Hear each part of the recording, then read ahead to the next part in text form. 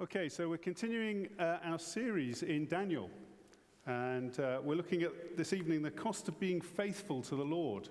It's a nice cheery title, isn't it? You know what you're in for when the title is the cost of being faithful to the Lord.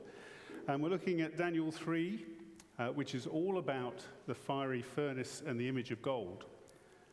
So I'm going to read the whole chapter. I'm going to read it quite fast, but it's a story. It follows through quite easily. And then we're going to come back and look at some of those positive lessons that we can take out of that and what God might be saying to us here this evening.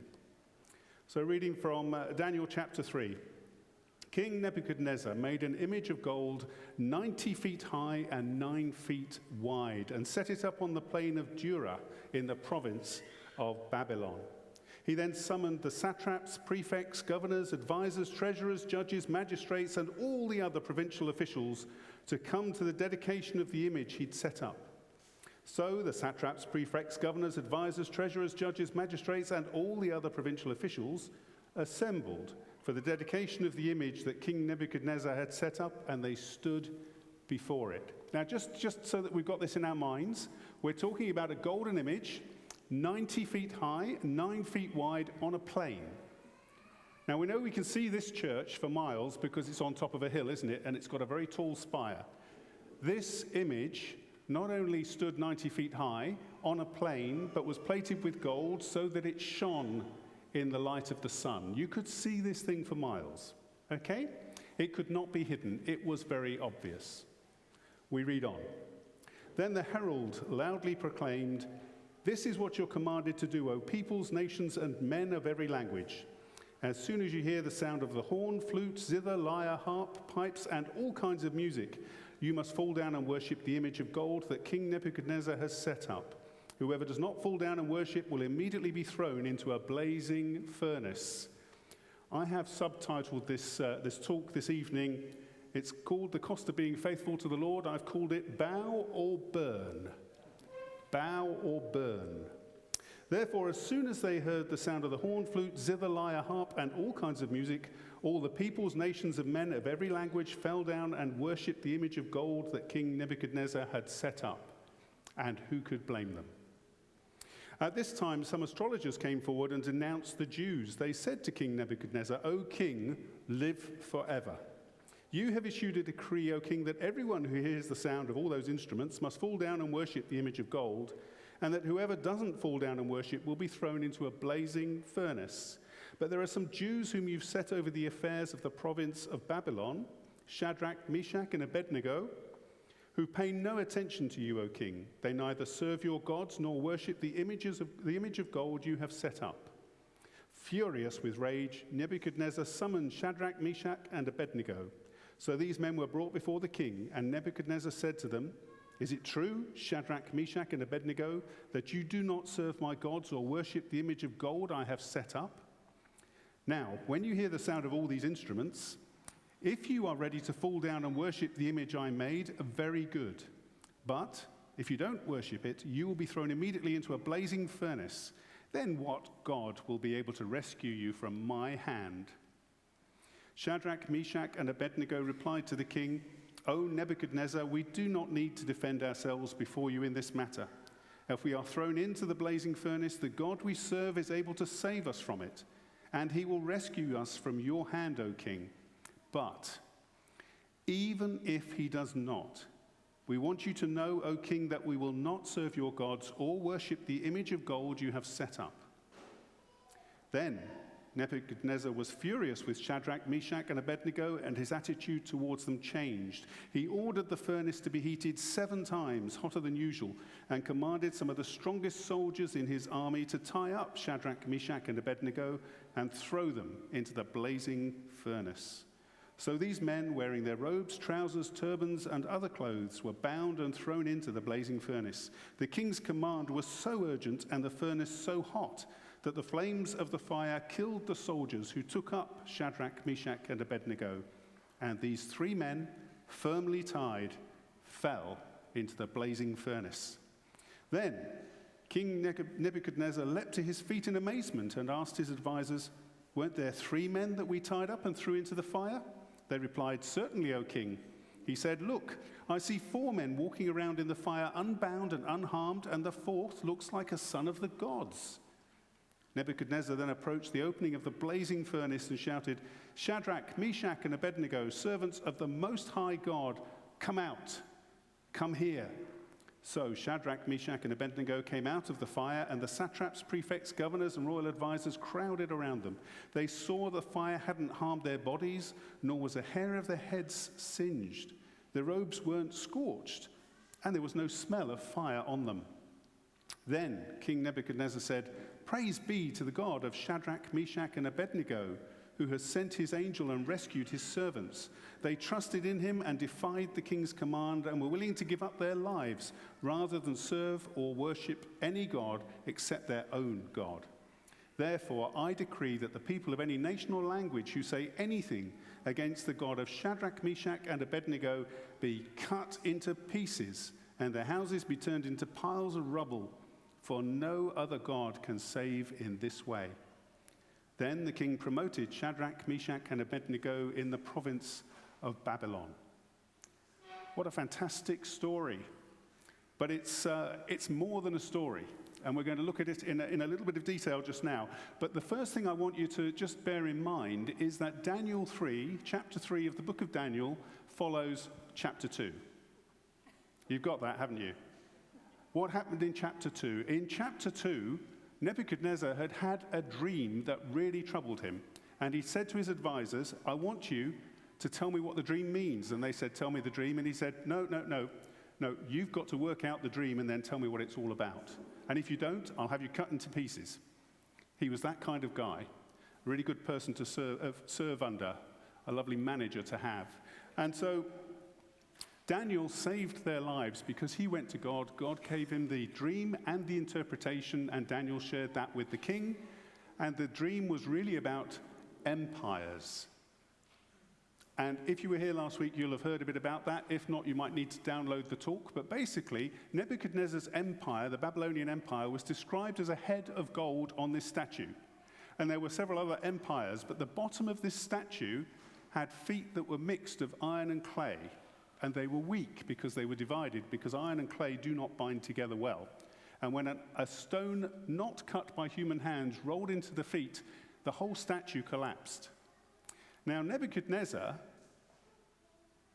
promoted Daniel, promoted his 3 friends, and gave them responsibility because of the answer to this dream. But he also thought to himself, well, I'm not doing too badly because I'm a head of gold. That's pretty good. That's like a big tick in the box. And I don't really want my empire to crumble and to be dashed to pieces because of some weak feet that come along afterwards. So I'm going to do something to get rid of this division. It was all about division in the empire that caused its downfall. So he thought, I'm going to do something. I'm going to set up something that binds everybody together, that brings them all under the same banner, that makes them a unity. In that way, perhaps I can change the future. Perhaps I can prevent this division. So he thought about a state religion to encompass them all, because the Babylonian Empire was made up of many religions, many peoples, all following their own gods. And so he thought, if we can get them all together and they all must bow down in this state-sponsored religion to this great gold statue, then they'll be unified and they won't be easy to break down in the future. So he set up this awe-inspiring statue, and he had all of these instruments that represented the empire. They came from all the different peoples in the empire, and all these different government officials, and the various names reflect the different races that were caught up in the empire, satraps and prefects and so on and so forth. And he had them all together, and he said, we're going to have a great ceremony of dedication. And on day 1, I'm going to have this special tune played by my wonderful new orchestra, and you're all going to bow down and become followers of this one religion. Now, maybe they would see in this statue something of their own religion. Perhaps they would say, well, we have a particular God. It doesn't really matter if he looks like this or anything else. We'll bow down to that. Or they might have said, well, we'll just add this God into all the other gods we've got, and we can bow down to this one as well. It doesn't really make a lot of difference. In that way, perhaps Nebuchadnezzar could gather all these peoples together and make of them one people. But he had a problem. His problem was the Jews. Because for the Jews, it was a huge issue. There is only one God, a supreme being. Our 10 Commandments say there's only one God and you can only worship him. Our 10 Commandments say you're not to make any image or bow before any other image. You shall have no other gods before me, no graven images, nothing. All of this, well, there's no room for compromise. That would be the end of their faith in this supreme being. And this supreme being had promised deliverance to his people. So they'd be letting go of their present and of their future. But the problem is, of course, that Nebuchadnezzar had given them an ultimatum. To all of his peoples in his empire, he said, it's either bow or burn. And I don't know if you noticed in the story, but on the one hand, you have this immense golden statue, and just behind it, you have a nice little furnace. And so it's a very obvious ultimatum. Turn to the left, see this marvelous gold statue 90 feet high. Turn to the right and see the furnace. Your choice. That's pretty stark. 3 noteworthy Jews refused to bow. You can just imagine everybody else down on their faces in front of the statue, and there are 3 people standing there. Nobody seems to have noticed them at the time, but afterwards, perhaps at the end of the ceremony or in the middle of the ceremony, at some point, the local Babylonians, the Chaldeans, the fortune tellers went up to the king and said, hey, you know those Jews you promoted over us, those ones who are lording it over us now? Well, those guys refused to bow. What are you going to do about them? You said, worship, bow, or burn. They're not bowing. What are you going to do about it, king? And the challenge for Nebuchadnezzar was this was his dream, this was his goal, was to have this great unity. And here were these 3 refusing to bow down and be part of this great scheme. It took immense faith and courage on their part. Can I take you back to Daniel 1, which is 2 weeks before this one? And in Daniel 1, Peter Williams was telling us about the fact that Daniel and his 3 friends, Shadrach, Meshach, and Abednego, didn't partake of the royal diet that had been commissioned for them because of all sorts of compromises in that diet. And they said, instead of eating all these rich foods, we're just going to have water and vegetables. Water and vegetables. Check us in a little while and see how we're looking on that. And a little while later, they were looking fine. So that was absolutely wonderful. God had sanctioned, if you like, their refusal to compromise on their diet. Those 3 guys had walked through that episode and everything else since in loyal service to King Nebuchadnezzar, and they came to this point, and that loyal service was just ignored. They dared to challenge the authority of Nebuchadnezzar. Now, the only reason that they could get to the point of being courageous enough to stand up and say, we will not, is because they had walked in a personal faith. They had practiced their devotions all the days in between. Every small act of loyalty to their Lord God, every act of devotion had prepared them for the time when Nebuchadnezzar said, bow or burn, and they said, we would rather burn than bow. Our God can save us. We know he's all-powerful. He can do that. We don't know whether he will. We're not going to presume to answer for him and say he definitely will. We know he can, but even if he doesn't, we're not going to bow. We're not going to bow. It took immense faith and courage. And the interesting thing in this story is actually there's no great speech. There's no great speech about it at all. It just comes down to a few short words. O Nebuchadnezzar, we do not need to defend ourselves before you in this matter, they say. In verse 16, we're not going to make a long, impassioned speech for our lives. We're not going to tell you about our wonderful service to you, how loyal we've been and so on, and how we're being misrepresented. We won't say anything about that. If we're thrown into the blazing furnace, the God we serve is able to save us from it, and he will rescue us from your hand, O king. But even if he does not, we want you to know, O king, that we will not serve your gods or worship the image of gold you have set up. Full stop. It's not the time for long impassioned speeches, it's the time to stand up and be counted. So, because his great plan is about to be frustrated, Nebuchadnezzar says, it's bow or burn. I'm giving you a second chance. show how magnanimous I am, what a good boss I am. Bow or burn? They say, no, that's it. In that case, you're going to burn. And he gets so angry that he has the furnace heated up even more and has them firmly bound by the strongest soldiers and taken to the furnace, which was probably a brick kiln with a chimney at the top that they could be thrown into, and he could sit at the bottom and watch them roast. And he says, what God can save you from my hands? And they say, well, this God can. He's the only God. Now we know the story. One, as a son of the gods, is there in the midst with them. The cords disappear, burnt off, but they're not touched by the fire, they're not tainted by the smoke, not a hair of their heads is singed. And Nebuchadnezzar, in amazement, calls them out. As a result of this, he takes a step closer to true faith. And next time we'll be looking a bit more at that. But God uses this event not only to save these three characters, Shadrach, Meshach, and Abednego, who had this immense faith and courage, but also to safeguard the worship of the Jews for generations to come because of the decree that Nebuchadnezzar gave at this point. And it kind of tells us something about the character of his rule and reign, if you like, that he says, anybody who says anything against the God of Shadrach, Meshach, and Abednego will be cut into pieces and their houses turned into piles of rubble. Nice guy. They had stood, they had refused to bow, and they hadn't burned. Well, you might say, well, that's not much of a challenge then, is it? But the thing is that they were prepared to be burned.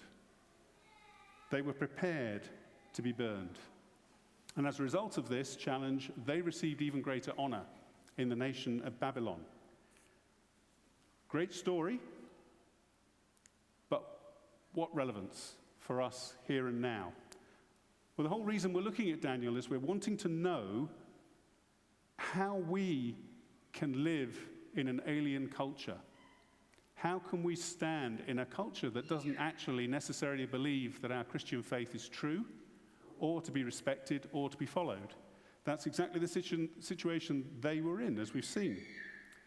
Are there any 90-foot-high idols out there today that we are being called to bow down to? Well, they may not be so obvious. They may not be a 90-foot idol. But am I being called to bow or burn in some area or other? And it may be very individual to you. It may be something to do with your lifestyle. It may be something to do with your work. Whatever it is, are we being called to bow down to an idol? To bow or to burn? I just want to suggest a few things that occurred to me as I was preparing this. What about a desire to promote unity through a common belief system? A bit like Nebuchadnezzar with his common religion. And albeit for a seemingly worthy purpose, he was looking to keep the nations united under his rule. These days, a common belief system might be around British values. It might be around equality, tolerance, anti-discrimination, the greater good. It might be about being called to put our faith into a private box, a private sphere, because that's where some say it exclusively belongs. It has no place in the public domain.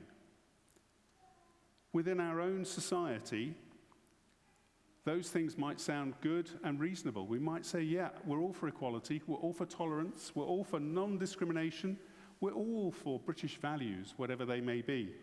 We're all about the greater good. But they have been used in recent years in our society to prosecute, to pressure, and to punish Christians to conform, to toe the line, to backpedal on faith, its practice, its teachings, its convictions. On the surface, they seem good, but we have to look below the surface and ask ourselves deeper questions. For Shadrach, Meshach, and Abednego to bow down to that idol wasn't just about saving their lives, it was about sacrificing their faith. It was about losing their identity as a people and becoming something of a bigger whole, the nation, the empire that Nebuchadnezzar ruled over. For us, equality is absolutely great. We're all equal. We're the ones that started that off. That's what Christianity says. It says we're all equal before God, but we're not all the same.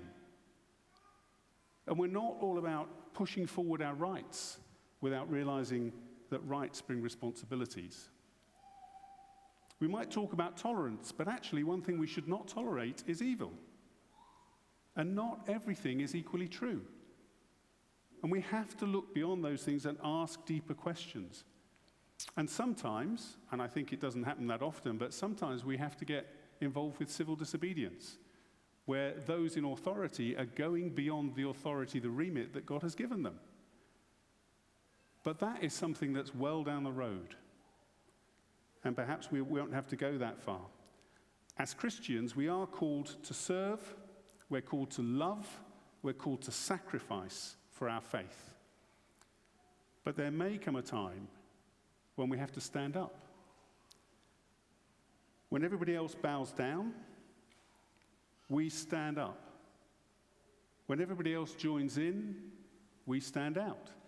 When everybody else is silent, we speak up. Because we're looking below the surface. We're asking what is really going on. We're looking to see the truth. Now, you may have challenges in your life. You may have somebody calling you to bow down or to burn up your career choices, to burn up your relationships, to burn up your self-respect or the respect that other people give you. Shadrach, Meshach, and Abednego had lived out a life of faith over many years before they got to this point. They weren't looking for confrontation. They just wanted to practice their faith, and they wanted to serve the king. They were put on the spot. And when it came to it, when push came to shove, when somebody said, bow or burn, they refused to bow. There have been many heroes down the years who have done the same thing for their faith. And whether we think of a Martin Luther or a William Tyndale, whether we think of a Mother Teresa or a Corrie ten Boom, it doesn't really matter. There are others who have stood and refused to compromise.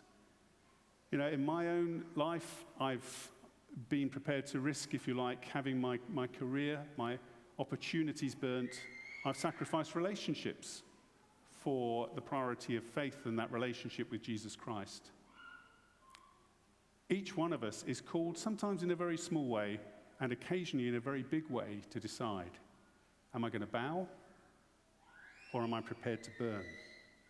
Are you prepared to lose face, to lose perhaps your future and even your family for the sake of Christ?